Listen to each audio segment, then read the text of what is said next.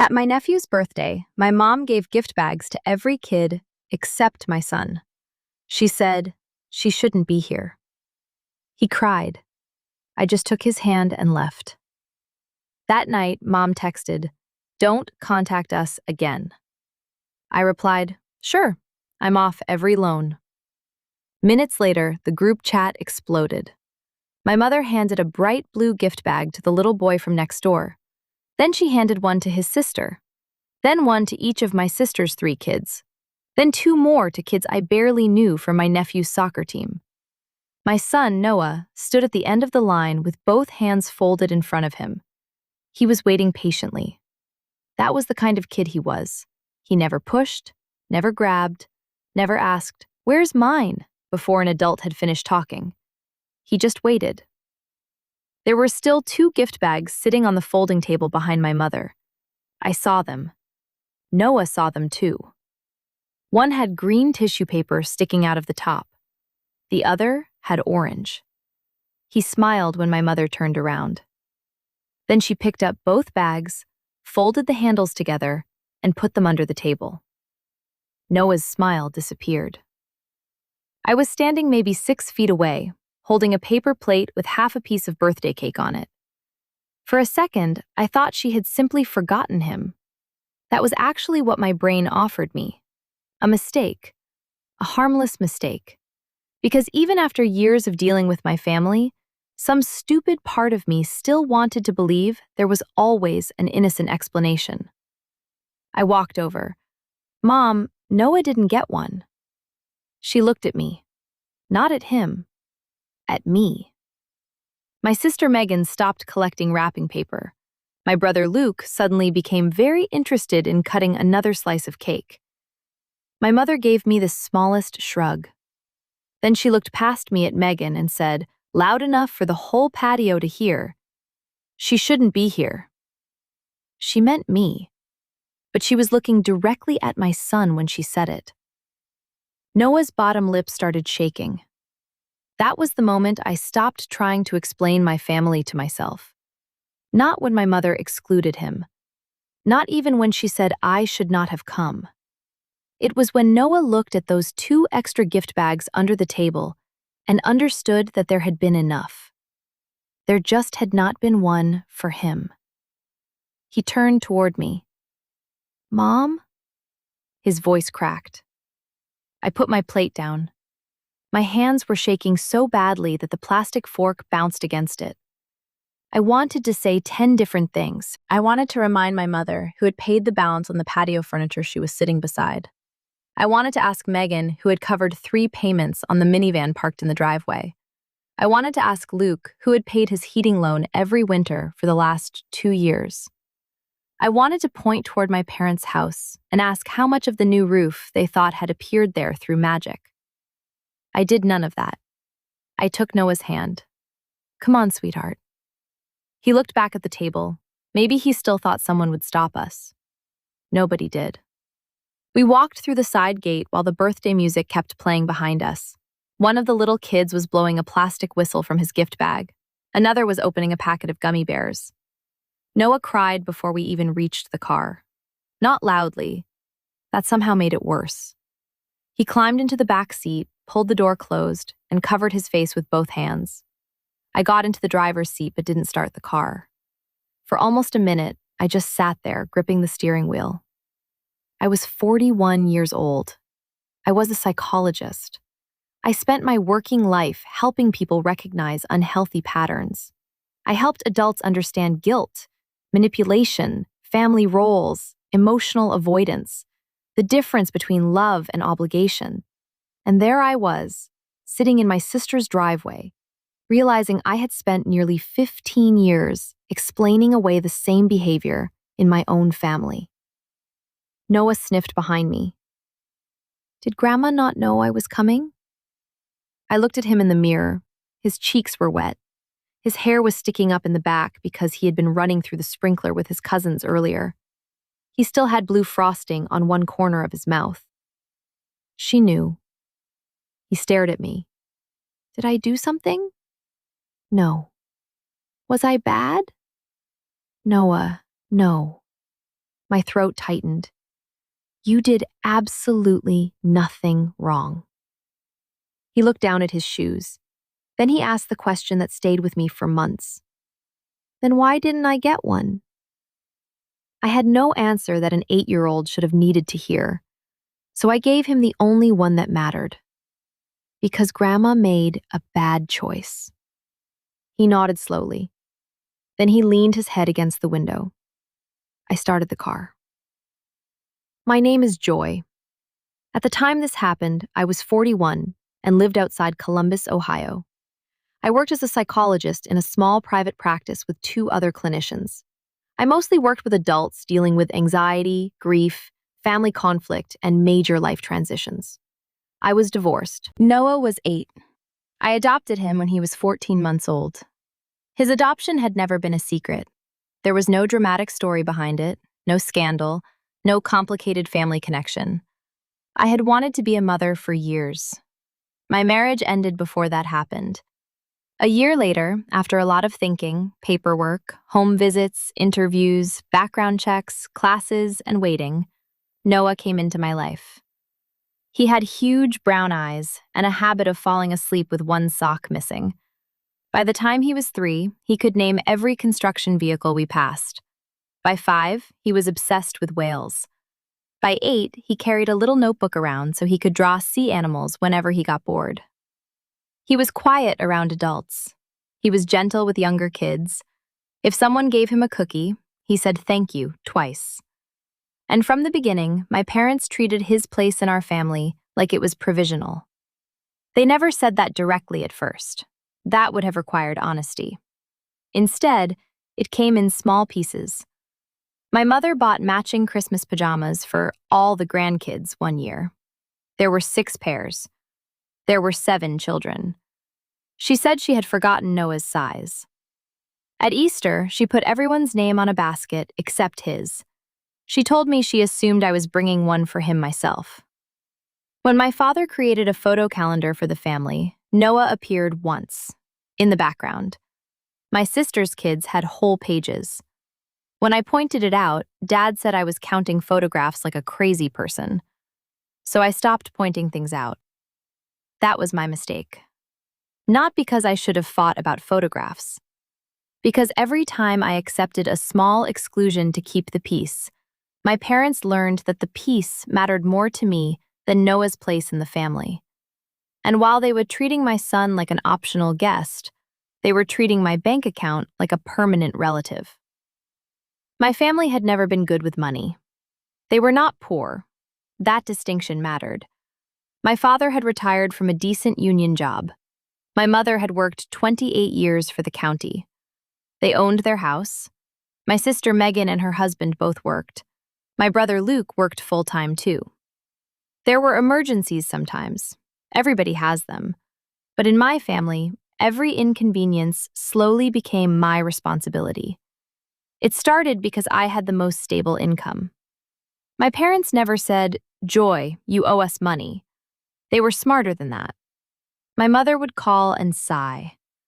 That sigh had probably cost me more money than anything else in my life.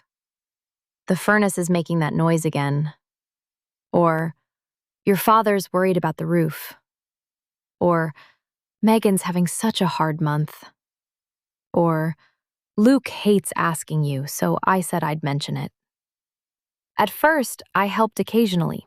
$200 here, $500 there, a utility bill, a repair, groceries. I could afford it. I loved them. It felt good to be useful. Then useful quietly became expected. When Megan had her second child, her husband lost overtime at work. Their minivan payment was $486 a month. I paid it for 3 months. Then 6. Then Megan called one afternoon and said, "It's just easier if we keep it like this until things settle down." Things never settled down. They simply got used to me paying. By the year of my nephew Mason's birthday, I had been covering that payment for 19 months. $486 every month. I had paid over $9,000 toward a vehicle I had never driven. Luke's situation was similar. His furnace died in January 2 years earlier. The replacement was financed. He told me the loan payment was $312 a month. He asked if I could help for 6 months. I agreed. 22 months later, my checking account was still making the payment. My parents had their own collection of needs. The biggest one was a home improvement loan. They had decided their roof could not wait another year. That part was probably true. What was less necessary was adding new gutters, replacing the porch railing, and upgrading 2 upstairs windows at the same time. The monthly payment came to $674. My dad said retirement income was tight. I offered to pay it for 1 year. At the time of Mason's birthday, I was on month 27. There were smaller things too. My mother's dental payment plan, $140 a month. A furniture store balance for a sectional she had fallen in love with, $189. My parents had bought that sectional after my mother told me they could not afford to contribute $20 toward Noah's school fundraiser. I remember that because Noah had stood at their kitchen counter with his little fundraising sheet. He was selling wrapping paper. He needed to sell 10 rolls for some plastic prize he thought was amazing. My mother smiled at him and said, "Grandma has to watch her pennies." 3 days later, she sent me a photo of the new sectional. It cost almost $3,800. I paid the last 11 payments on it. I knew how ridiculous that sounded. Believe me, I knew. That was part of why I stayed quiet for so long. I was embarrassed. Psychologists are not immune to family patterns. Knowing the name of something does not automatically make you able to leave it. Sometimes it makes you better at explaining why you should tolerate it. I told myself my parents were from another generation. I told myself adoption felt unfamiliar to them. I told myself Megan had 3 children and was overwhelmed. I told myself Luke hated asking for help. I told myself I had the money. I told myself generosity was one of my values. All of those things could be true. None of them made what they were doing acceptable. There had been signs before Mason's birthday, big ones. I ignored them because they came wrapped in plausible excuses. 6 months earlier, my parents took all the grandkids to a winter festival downtown, all except Noah. My mother told me there was not enough room in the car. Megan drove separately. There were 4 empty seats between the 2 vehicles. When I asked why nobody called me, Mom said, "You work weekends sometimes. We assumed you were busy." I did not work that weekend. She knew that. 2 months later, my father gave each grandchild $50 for report cards. Noah had brought home straight A's. Dad gave him 10. When I quietly asked why, he said, "Well, the others are our actual grandkids. It's different." I froze. Then Dad laughed. He said I took everything too seriously because of my profession. "You psychologists analyze every word." I let it go. I hated myself for that later. The worst thing about repeatedly letting disrespect slide is not that other people continue doing it. It is that children notice. Noah noticed. He started asking before family events if Grandma knew he was coming. He stopped running to hug my father. He began bringing his own snacks because, as he once told me, sometimes Grandma forgets my stuff. Still, I kept trying. Because I had this idea that consistency would eventually change them. If Noah kept showing up, surely they would bond with him. If he drew enough cards, if he remembered birthdays, if I made everything easy, if I helped enough, if I asked for nothing. Maybe one day my mother would look at him and simply see her grandson. That is painful to admit. I was trying to purchase peace without realizing it, and the price kept increasing. The conflict that led to Mason's birthday had started about 5 weeks earlier. My parents wanted to replace their kitchen. Not repair it, replace it. The cabinets were dated, but fine. The refrigerator was 4 years old. The stove worked. My mother had simply decided she wanted white cabinets, stone counters, and one of those deep farmhouse sinks she had seen online. The estimate was $31,000. My father called me on a Tuesday evening. He talked about interest rates for a few minutes. Then he got to the point. They wanted me to guarantee another loan. Not pay the monthly bill later. Actually guarantee the debt. That was new. And for once, I said no immediately. I had never co-signed their debts. I had paid them. There was an important difference. My name was not on Megan's vehicle loan. It was not on Luke's furnace loan. It was not on my parents' roof loan. I had simply connected my checking account to each payment portal and allowed the automatic withdrawals. Financially unhealthy? Absolutely. Legally attached? No. I had kept that one boundary. My father did not like hearing it. You have excellent credit. I know. We'd get a better rate. I'm still not doing it. My mother got on the phone. It's not like we're asking you to buy us a kitchen. I remember looking at my computer screen while she said that. The payment notifications for their roof and furniture accounts were both sitting in my email. I almost laughed. Instead, I said, I'm not putting my name on another person's debt. There was a long silence. Then she said, You've changed. That phrase. In my family, you've changed meant you stopped making this easy for me. Over the next few weeks, the temperature dropped. Mom stopped sending me photos. Dad did not answer one of Noah's video calls. Megan got strangely short with me. Then came Mason's birthday. I had not even known there was an issue about me attending. Megan had texted me the invitation herself. Saturday, 2:00, backyard party. Mason wanted a shark theme. Noah was thrilled because sharks were close enough to whales to count. We bought Mason a remote control shark toy for the pool. Noah picked the wrapping paper. He also drew Mason a birthday card with 8 different sharks around the number 7 because he had misunderstood how old Mason was turning. When I pointed out there were 8 sharks, Noah said, "One can be for good luck." Mason loved it. That was another detail that bothered me later. The kids themselves were not the problem. Mason hugged Noah when we arrived. They played tag. They ate chips on the steps together. They ran through the sprinkler. Nobody had to teach those children how to calculate blood relationships before choosing who belonged. The adults did that. About an hour before the gift bags came out, I noticed my mother whispering to Megan near the kitchen door. They stopped when I walked by. I should have known. I ignored the sign. Again. The gift bags were my mother's idea. She had made them herself. Each one had a little plastic shark, candy, bubbles, stickers, and a $10 arcade card. She had told everyone that morning how long they took to assemble, which meant there was no chance Noah had been accidentally forgotten. She had counted. She had planned. She had chosen. And when she put those 2 extra bags under the table, she made sure I saw there were extras. That part mattered.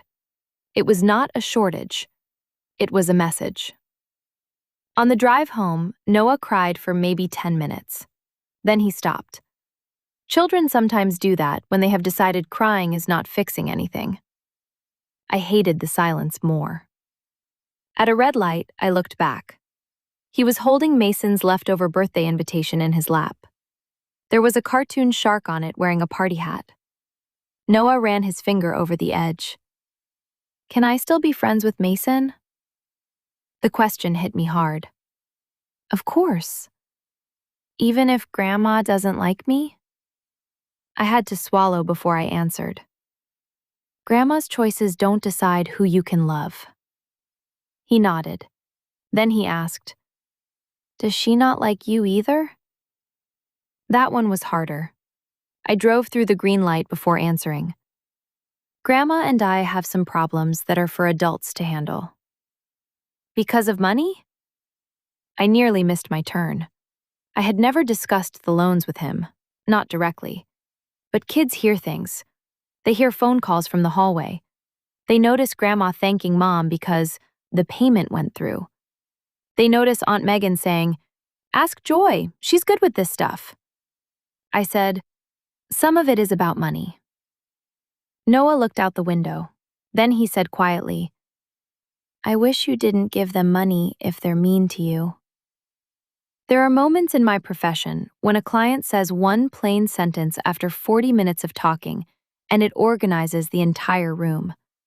My 8-year-old did that to me in the car. I had spent years believing that stopping financial help would be cruel. Noah saw the arrangement more clearly. They could mistreat me because I had taught them that my support continued regardless. We got home around 6.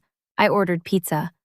Noah did not want any at first. Then he ate 2 slices while watching a documentary about humpback whales. I sat beside him but barely followed the television. At 8:30, he went upstairs to shower. At 9, I tucked him in.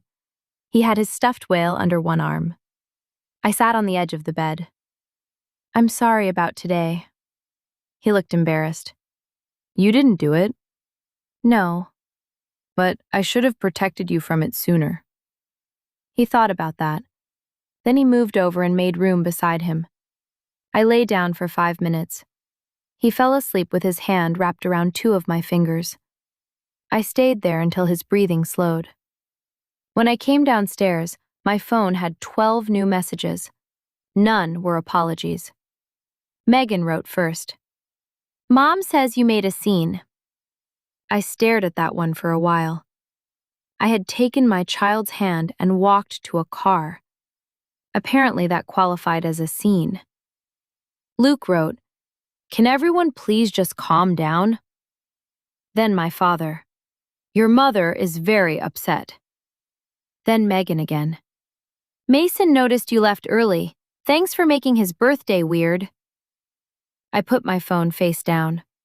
At 10:17 p.m., my mother finally texted me directly. It was one sentence. "Don't contact us again." No apology to Noah, no explanation, no acknowledgement. Just an order. I read it 3 times. My hands were surprisingly steady. I typed back, "Sure, I'm off every loan." Then I sent it.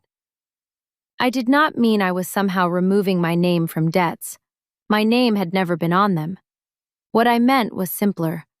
I was done paying debts that belonged to other adults. I opened my laptop at the kitchen table. This part took about 12 minutes. First, my parents' roof loan portal. I turned off automatic payment from my checking account and removed the saved bank authorization. A confirmation box appeared. Auto payment canceled. Next was their furniture financing. Same thing. Then Megan's minivan loan. Then Luke's heating system loan. Then my mother's dental financing. 5 debts, 1 decision. My checking account was no longer the payment source for any of them. I did not cancel their loans. I could not. I did not move their money. I did not call lenders pretending to be them. I did not damage anyone's property or interfere with their contracts. I simply stopped volunteering my bank account to make payments that were never mine. The monthly total was $1,801. I knew because I had added it up earlier that year and then immediately closed the spreadsheet because seeing the number made me feel sick. $1,801 every month. More than $21,000 a year. That did not include random transfers, birthdays, groceries, emergencies, or temporary help. I had been paying more toward my adult relatives' debts each month than I was putting into Noah's college account. I sat there staring at that number. Then my email started refreshing. The lenders automatically sent notices to the account holders when autopay settings changed. Apparently, my family saw them quickly. At 10:32, Megan posted in the group chat, "Joy, what did you do?" At 10:33, Luke wrote, "Are you serious?" At 10:34, My father called. I let it ring. Then again. Then my mother. Then Megan. The group chat started moving so fast I could barely read it. Mom, you cannot do this. Megan, my payment is due Friday. Luke, this has nothing to do with me. Dad, call me now. Mom, you're punishing everyone over a child's gift bag. That message actually helped, because there it was, a child's gift bag. Small, cheap, meaningless. That was how they wanted to frame it. They wanted the object to be the issue, because objects are easy to dismiss. It was not about a plastic shark, gummies, bubbles, or a $10 arcade card. It was about a grown woman deliberately putting 2 extra bags under a table so an 8-year-old could understand that his exclusion was intentional.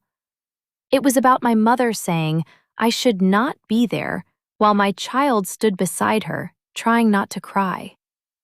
It was about years of treating Noah like a guest while treating my income like shared property. The gift bag was simply the first time they said the quiet part where he could hear it. I did not reply. At 11:06, my phone showed 23 missed calls. I turned it off. The next morning was Sunday. Noah woke me at 7 because he wanted pancakes. Children are remarkable that way. Your entire understanding of your family can collapse at 10 o'clock at night, and at 7 the next morning, somebody still wants pancakes shaped like whales. I made terrible whale pancakes. They looked like potatoes with tails. Noah told me they were close enough. We ate at the kitchen table. For about 20 minutes, my phone stayed off. It was peaceful. Then the doorbell rang. I knew. My parents were standing on the porch. Megan was behind them. I did not open the door fully. My father immediately said, "We need to talk about what you did." Not what Mom did, what I did. That distinction told me everything about why they were there. My mother had sunglasses on, even though the porch was shaded. Megan crossed her arms. I stepped outside and pulled the door mostly closed behind me. Noah's eating breakfast. Mom gave a dramatic little laugh. "So now we can't even come inside?" No. Dad got right to it. "The roof payment comes out Tuesday." I know. "You canceled it." Yes. He stared at me as though I had admitted to setting his house on fire. "You said you'd help us."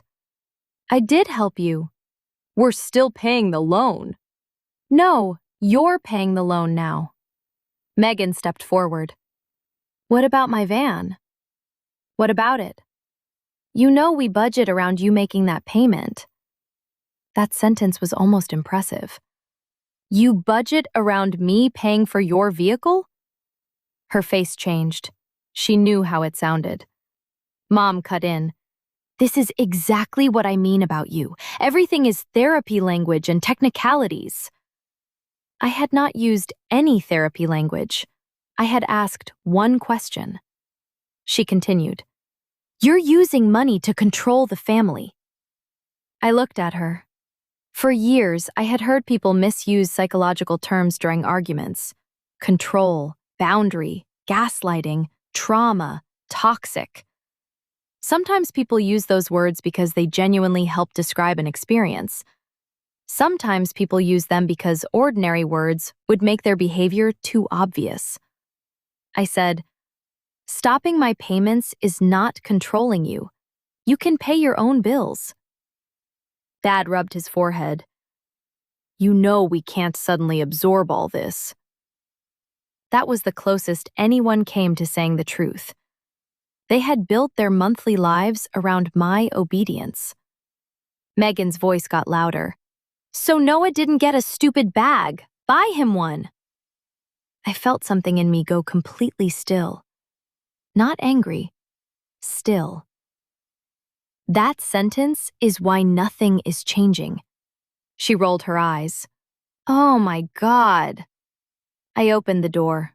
My mother said, "You would really do this to your own parents?" I looked at her. "You told me not to contact you again." I was upset. And I listened. "That's not what I meant." "I know." That finally silenced her. Because of course I knew. She did not mean, "Leave us alone." She meant, "Feel rejected, panic, come back apologizing." She expected me to chase her. She had done it before. When I was 25, she stopped speaking to me for 9 days because I spent Thanksgiving with my then-husband's parents. I apologized. When I was 32, she told me I had embarrassed her by refusing to lend Megan $6,000. I eventually lent Megan $3,000. When I started the adoption process, Mom said she needed space. I gave her space for 3 weeks. Then I was the one who called. Every withdrawal had been a hook. I had always grabbed it. Not this time. "I'm not your backup bank anymore." My father looked at me. Megan scoffed. Mom's mouth tightened. I continued. "And I won't fund a family that uses my son as leverage." My mother's face changed. "He is not being used as leverage." "You wanted to hurt me. You did it through him." She looked away. That was the first honest reaction I got. I opened the door wider. "We're done talking." Dad said my name. "Joy." "No." He stopped. I had said that word to hundreds of clients in examples. Practice saying no without writing an essay after it. I had apparently needed my own advice. They left. My father muttered something as he walked down the steps. Megan pulled out her phone before she reached the driveway. My mother never looked back. I went inside. Noah was sitting at the table. His pancakes were gone. He had obviously heard enough to know who had been outside. "Are they mad?" "Yes." "At me?" "No." That answer came easily. "They're mad because I changed something." "What?" "I'm not paying their bills anymore." His eyes widened. "All of them?" I almost smiled. "Some of them." He thought about that for a few seconds. Then he picked up his cup of orange juice. "Okay." That was it. Okay. The world kept moving. By noon, the family chat had become a courtroom. Aunts who had not spoken to me in months suddenly had opinions. My Aunt Linda said families should never involve money in emotional disagreements. My cousin Ben asked why adults could not just talk. Luke said his heating loan had nothing to do with Mom. Megan said I was making her children suffer. My father posted a paragraph about everything he and Mom had sacrificed raising me. Then my mother wrote, "A real psychologist would understand forgiveness." I actually laughed. Not because it was funny, because there are moments when manipulation becomes so obvious that your nervous system finally stops treating it like a puzzle. I left the group chat. That was not my financial boundary. That was just me deciding I did not need 70 notifications while making lunch. The following week was quieter than I expected. Not peaceful, quieter. My father left 3 voicemails. All were about numbers: the roof, the furniture, the dental bill. Not Noah. Megan texted twice about the minivan. Luke sent me a screenshot of his loan balance. Nobody asked how Noah was doing.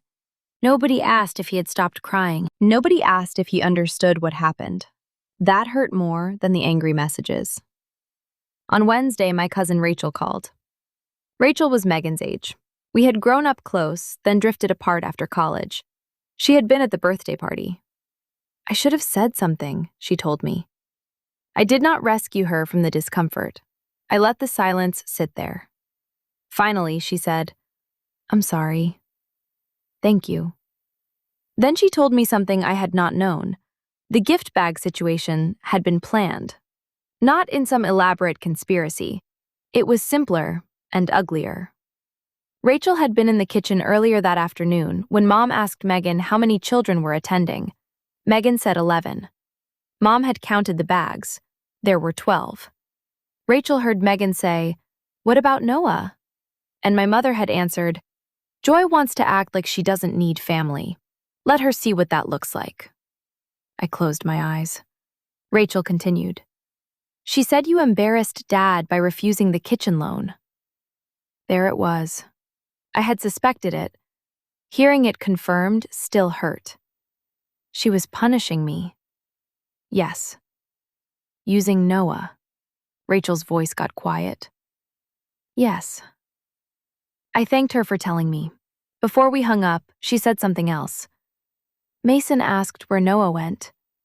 My chest tightened. What did they tell him? That you got mad and left? Of course. I sat at my desk after the call and stared at the framed photograph beside my computer. It was Noah at 6 years old. We were at Lake Erie. His front teeth were missing. He had sand all the way up one leg. I had spent years telling myself I was keeping family relationships intact for him. But what relationship was I preserving? One where adults taught him he had to earn inclusion?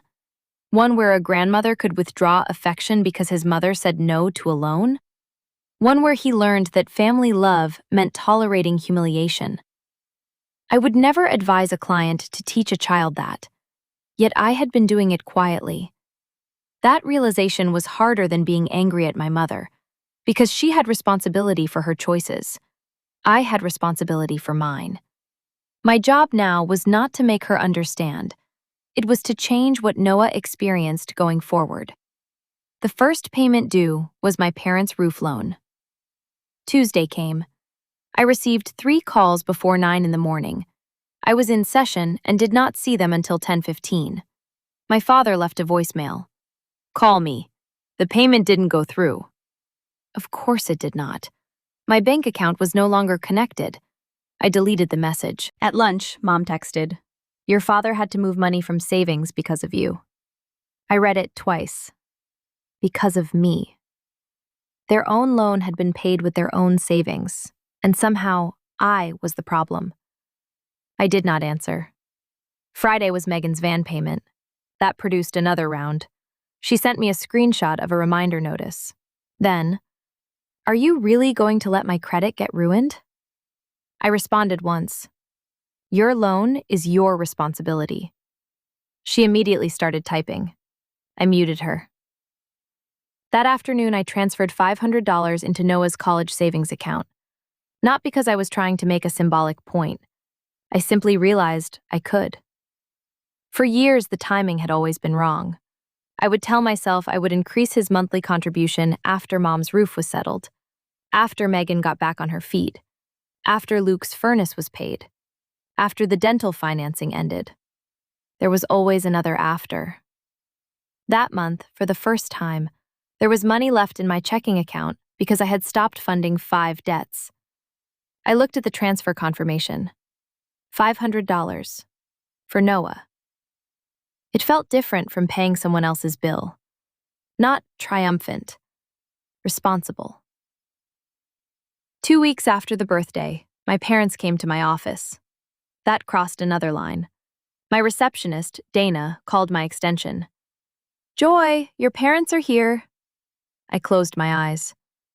Do they have an appointment? Dana knew they did not. She also knew enough about my family to understand the question. No. Please tell them I'm unavailable. 10 minutes later, Dana called again. They're still here. I walked into the waiting room. My father was sitting rigidly in one of the gray chairs. Mom stood near the water dispenser. There was a client sitting across the room filling out intake paperwork. I felt anger rise immediately. Not because my parents were there, because they knew exactly where they were. They had chosen my workplace because they assumed I would be too professional to refuse them publicly. My mother smiled. Can we talk somewhere private? No. Her smile disappeared. Dad stood. We wouldn't come here if you answered your phone. That doesn't make this appropriate. The client across the room looked down at her clipboard. I lowered my voice. You need to leave. Mom whispered, We're about to miss payments. That is something to discuss with your lenders. Joy. No. Dad looked around the room. This is humiliating. That word nearly took my breath away. Humiliating. He understood humiliation when it belonged to him. I said, "Then you should leave." Dana had already stepped closer.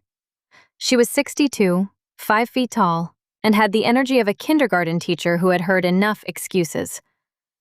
"Mr. and Mrs. Carter," she said, "Dr. Carter has asked you to leave." My mother looked shocked. I almost wanted to hug Dana. They left. The next afternoon, Dad sent an email. The subject line said, "Family Meeting." I deleted it without opening it. For the first month, the backlash kept changing shape. First, anger, then guilt, then concern, then fake kindness. Mom mailed Noah a gift bag, blue, exactly like the ones from Mason's birthday. It arrived in a shipping box with no note. Inside were bubbles, gummies, stickers, a plastic shark, and an arcade card. The same items. Noah opened the package at the kitchen table. He looked through everything. Then he looked at me. "Is this from Grandma?" "Yes." "Why now?" I sat across from him. "I think she wants to fix what happened." He stared at the little shark. "Did she say sorry?" "No." He pushed the bag toward me. "I don't want it." That broke something in me again. Not because he rejected a gift, because he understood, at 8 years old, that replacing the object did not repair the moment. I put the bag in a closet. I never threw it dramatically in the trash. I never mailed it back. It just sat there. Unopened candy eventually expired. The bubbles slowly leaked inside their bottle. The arcade card stayed unused. A bag that had once represented exclusion became nothing more than a bag. My mother tried other approaches. She called my ex-husband. That was especially strange because she had never liked him. He called me afterward. "Your mom wants me to convince you to start paying their bills again." I sighed. "What did you say?" "That you've been divorced from me for 6 years and I'm not stupid enough to give you financial instructions." I laughed harder than I expected. My ex and I had not been right as a couple, but we had become decent friends. He also knew Noah. He had met him plenty of times after the adoption and always treated him kindly. Before hanging up, he said, "Joy, for what it's worth, stop paying them." I did. No, I mean permanently. That word stayed with me. Permanently. My mother still seemed to believe this was a strike, a temporary shutdown, a negotiating tactic. She assumed the payments would resume when she apologized just enough. But I was beginning to understand something. A boundary that depends on the other person finally understanding why you set it is not much of a boundary. They do not have to understand. They do not have to agree. They do not even have to believe it is fair. You still get to stop. About 6 weeks after Mason's birthday, Luke came over alone. He called first. That mattered. I told him he could come by after Noah went to bed. He arrived carrying 2 coffees. He looked exhausted. We sat at my kitchen table. For a few minutes, neither of us mentioned money. Then he said, "I refinanced the furnace loan." I nodded. "How bad?" "Not terrible." He stared at his coffee. "I should have done it a year ago."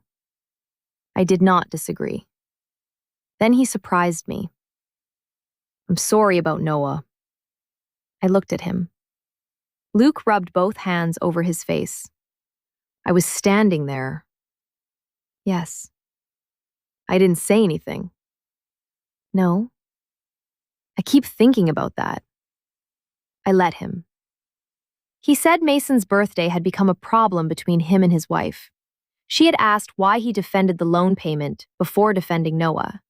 He did not have an answer. Neither did I. Then Luke said, Mom told us you were supposed to pay because you made more than us. That was new. What? She always said that, like it was already agreed on. I stared at him. Luke looked embarrassed. I should have questioned it. Yes. He nodded. I know. I appreciated that he did not ask me to make him feel better. Before leaving, he handed me an envelope. Inside was a check for $624, 2 furnace payments. You don't have to. I do. I looked at him. He gave a small shrug. I'm not saying I can pay back 2 years tomorrow, but I can start somewhere. That was the first time after the birthday that I felt something other than exhaustion about my family. Not hope exactly, maybe relief, because accountability sounded very different from guilt. It did not say, you hurt me by having a boundary. It said, I participated in something wrong. Luke asked if he could take Noah to the science museum sometime. I told him he would need to ask Noah. That surprised him. He's 8. I know. He decides?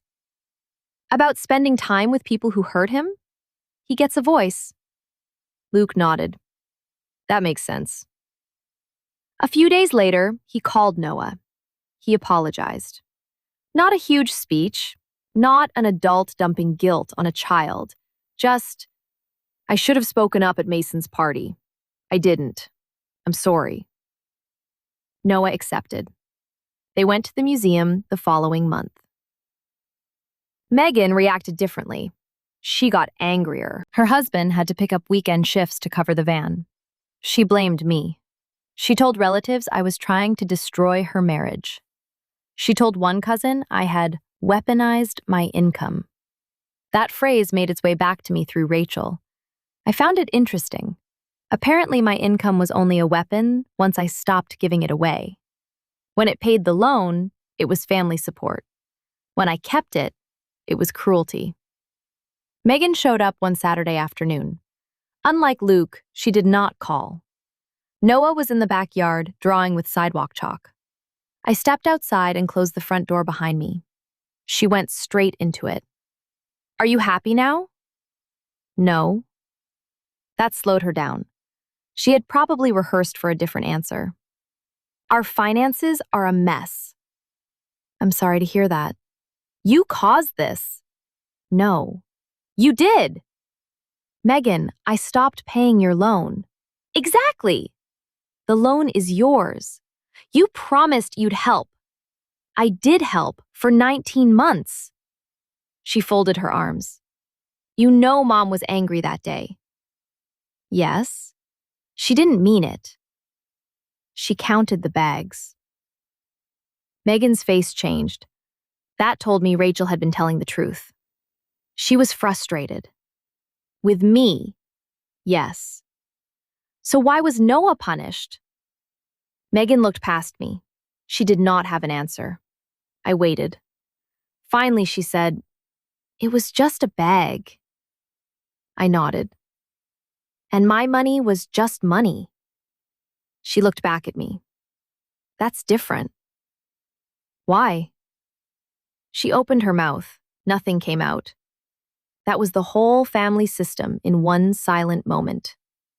Noah's hurt was small because acknowledging it would cost them something. Their financial discomfort was huge because they believed I was responsible for preventing it. I said, I'm not restarting the payments. So this is forever? Yes. Her eyes widened. You're serious? Yes. What if Mom apologizes? This isn't a fee she can pay with an apology. That was the psychologist in me slipping out a little, so I simplified it. I'm done paying other adults' debts. Megan started crying. Real tears. I did not enjoy it. That is important. I did not stand there feeling powerful. This was my sister. We had shared a room growing up. She taught me how to braid hair. I had been there when each of her children was born. I loved her. But love did not turn her loan into mine. She wiped her face. I don't know how we're supposed to do everything. Then you'll have to change something. Like what? I don't know. That's for you and Eric to decide. She shook her head. You've become cold. Maybe the old Joy would have spent 20 minutes defending herself. I did not. I'm sorry you feel that way. She left. No slammed door, no screaming. She just got into the same minivan I had helped pay for and drove away. Spring came slowly that year. Noah's school had a family art night in April. He had been working for weeks on a large watercolor of a blue whale. He invited Luke. He invited Rachel. He invited Mason. He did not invite my parents. I did not suggest that. I did not forbid it. I simply let it be his choice. The night of the event, Mason came with Megan. That was the first time I had seen her in nearly 2 months. She stayed near the door. Mason ran straight to Noah. They acted like nothing had happened. Kids can sometimes separate adults' failures from their own relationships better than adults do. Megan eventually walked over to me. His whale is good. It is. She looked at the painting. Then she said, I'm sorry. I turned toward her. She swallowed. I'm sorry I let Mom do that. That was different from, I'm sorry you were upset. I waited. She continued. I knew what she was doing. I felt my chest tighten. I thought she'd just make a point. I didn't think Noah would cry. He shouldn't have needed to cry for it to be wrong. I know. For once, she did not defend herself. She did not mention the van. She did not mention money. That mattered. We did not hug. We did not magically fix everything beside a school watercolor. But it was a start. My parents took much longer. The home improvement loan stayed current. They paid it. My father sold his fishing boat in May. That caused another round of family gossip. Apparently, I had forced him to sell it. The boat had sat in a storage lot for 3 years. He had used it twice. But somehow its sale became another crime attached to my name. My mother got a part-time job twice a week at a local garden center. She told my Aunt Linda she was humiliated to work at 70. Linda told her plenty of 70-year-olds worked because they wanted or needed to. Mom did not like that answer. The furniture loan was paid off by summer. Her dental plan ended shortly after. Their lives did not collapse. That was one of the most important things I learned. For years, every request had been presented to me as an emergency. If I did not help, something terrible would happen. Credit would be ruined. Heat would be shut off. Someone would lose a vehicle. My parents would suffer. My sister's children would suffer. My brother would suffer. When I finally stopped, what happened? They adjusted. They moved money. They refinanced. They picked up work. They sold something they did not use. They paid their own debts. It was inconvenient. It was stressful. But they survived the responsibilities that had belonged to them all along. Meanwhile, my own home changed. Not dramatically. That surprised me. There was no luxury shopping, no new car, no giant vacation. There was simply less pressure. I increased Noah's college contribution. I finally replaced the dishwasher that had sounded like a lawnmower for 2 years. We started ordering pizza on Fridays without me mentally calculating which relative's automatic payment was coming out Monday. I reduced 1 evening clinic shift every other week. That was the biggest gift. Time. Noah and I used those evenings for ordinary things.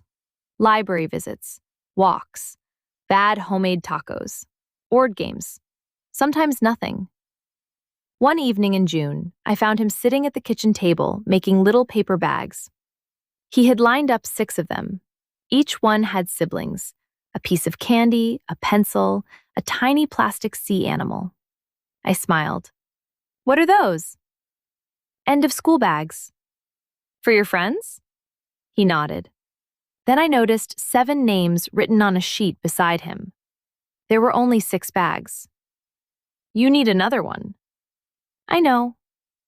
He got up and pulled another paper bag from the drawer. Then he stopped. Actually, I'm making 8. Why 8? He shrugged. In case somebody comes who I forgot. I had to look away for a second. He did not say it sadly. He did not connect it to the birthday.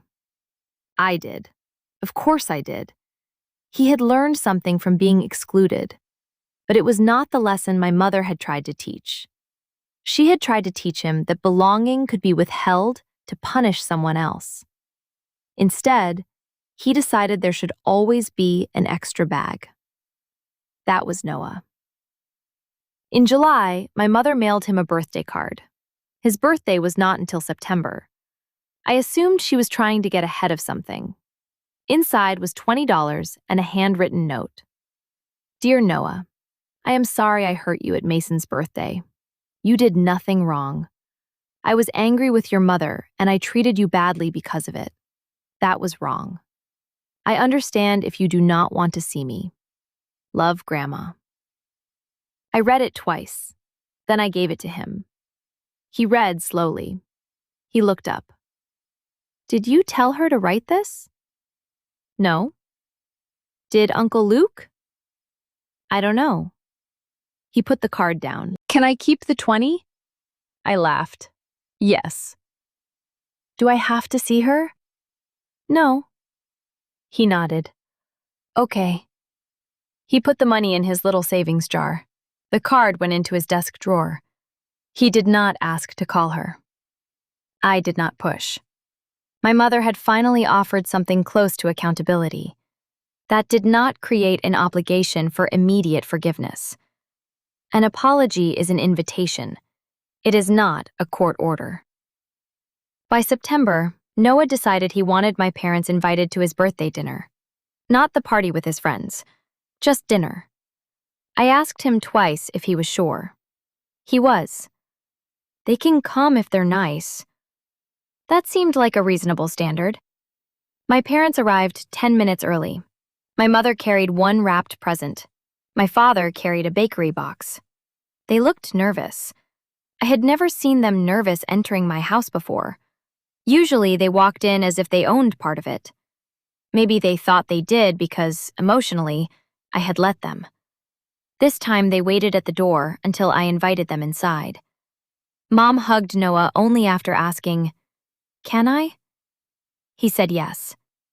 Dad gave him a model whale he had apparently ordered online. Noah loved it. Dinner was awkward. It was also peaceful.